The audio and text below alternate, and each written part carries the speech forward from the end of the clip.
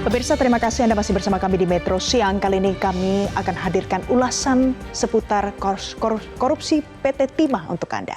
Karena Rabu 29 Mei kemarin, pemirsa, Kejaksaan Agung memperbaharui total kerugian negara yang disebabkan oleh korupsi Timah di kawasan Bangka Belitung.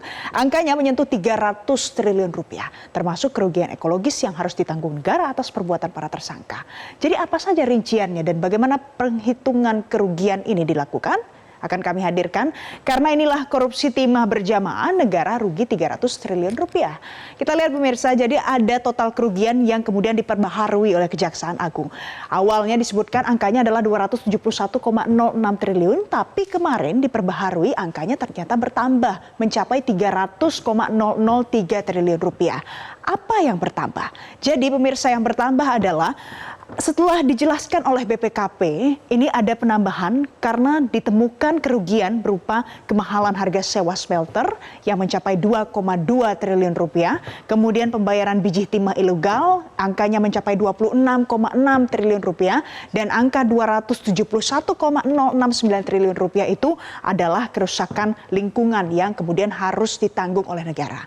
Biasanya selama ini masyarakat selalu berasumsi ini merupakan potensi kerugian atau bukan.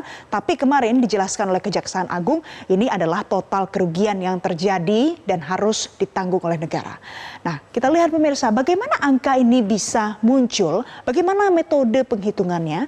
Jadi, metode penghitungan kerugian realnya ini melibatkan ada 6 orang ahli di dalam proses menghitung kerugian ini. Salah satunya adalah pakar forensik lingkungan yang kemarin hadir di Kejaksaan Agung adalah Profesor Bambang Hero Saharjo, tanggal 29 bulan 5 kemarin menyatakan begini. Jadi metode yang dilakukan adalah melakukan pemetaan dan juga melakukan komparasi lokasi tambang timah itu ada di mana saja. Tambang timah ilegalnya mulai dari Bangka, Belitung dan juga di Belitung Timur. Bagaimana cara melakukan perbandingannya? Ternyata menggunakan citra satelit yang kemudian diperbandingkan luas tambang timah itu bertambah berapa banyak di setiap tahunnya, mulai dari 2015 sampai dengan tahun 2022. Inilah yang dinilai oleh 6 orang ahli tersebut dan kemudian dilakukan investigasi oleh BPKP. Nah, kita lihat pemirsa, dari penghitungan rugi khusus untuk lingkungan saja. Bagaimana landasan hukumnya sebenarnya? Jadi, untuk hitungan nilai kerusakan lingkungan, ini merujuk pada Permen LHK nomor 7 tahun 2014. Jadi ini tidak sembarang hitung, ada landasan hukumnya yang mengatur tentang kerugian akibat pencemaran dan atau kerusakan lingkungan hidup. Jadi kalau kita lihat terbagi menjadi 3 poin di dalamnya. 3 poin itu adalah yang pertama, kerugian ekologis dari aktivitas tambang ilegal yang dilakukan di Bangka, Belitung dan juga di Belitung Timur. Angkanya besar pemirsa, mencapai 183,7 triliun rupiah. Kemudian bagaimana dampaknya pada saat ada kegiatan ekonomi di sana, khususnya yang berangkat dari lingkungan, ini menjadi kerugian negara karena ekonomi lingkungan mencapai 74,4 triliun rupiah. Dan yang harus kita pahami adalah setelah aktivitas tambang timah ilegal tersebut dilakukan di sana, tentu muncul kerusakan dan harus dipulihkan oleh negara. Dan ada biaya pemulihan lingkungan yang angkanya mencapai 12,1 triliun rupiah. Inilah asal-usul angka 271,69 triliun rupiah yang menjadi kerusakan pada lingkungan yang harus ditanggung oleh negara. Kemudian kita lihat lagi, kasus ini masih dalam tahap penyidikan dan sudah ada banyak sekali tersangka yang ditetapkan oleh Kejaksaan Agung.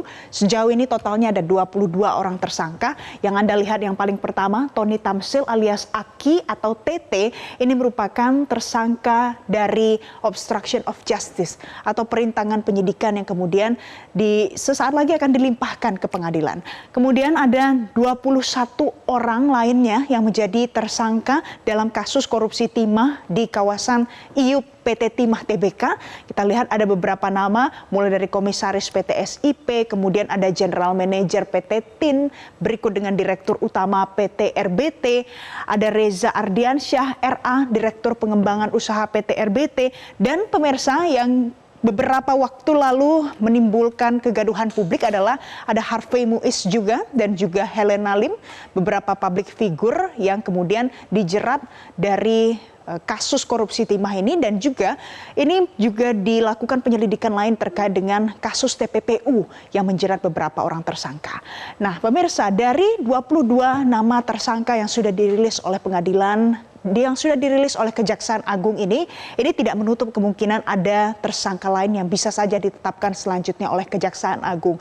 Kemarin Jampitsus Kejaksaan Agung sempat mengatakan bahwa dalam kurun waktu dekat kurang lebih 1 sampai 2 minggu kemudian, 2 minggu ke depan, ini bisa jadi akan dilimpahkan kasus ini secepat mungkin ke pengadilan. Itu tadi adalah ulasan terkait dengan bagaimana perkembangan terkini dari korupsi PT Timah, korupsi berjamaah yang menimbulkan kerugian negara sampai dengan 300 triliun rupiah. Namun pemirsa, nanti sesaat lagi Metro Siang masih akan kembali untuk Anda. Jelajahi cara baru mendapatkan informasi. Download Metro TV Extend sekarang.